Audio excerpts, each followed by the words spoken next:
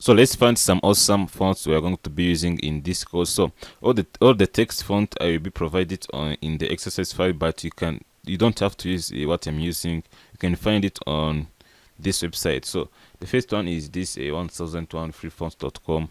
This website, there is many fonts you can use. You can see this is a nice font you can use. You can come and download for personal use, not for commercial use, but you can use it. So there is many fonts to download, and you can also come and search if you can find it on this website. You can kind and type the text here and see if you can find the font you want. So the other website I like is this DaFont. I like this website because every time if I want to create some awesome text, I like to come and see if I can find some font. You can see I have the handwriting. There is main lizard, but you can see this one, yellow rabbit. I like this font, this one, big one.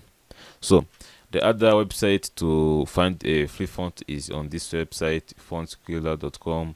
You can see there's many fonts, so you have to come and search for yourself. So I like this font, you have to come and download and use it. So in the next video, we're going to start by creating our first text animation.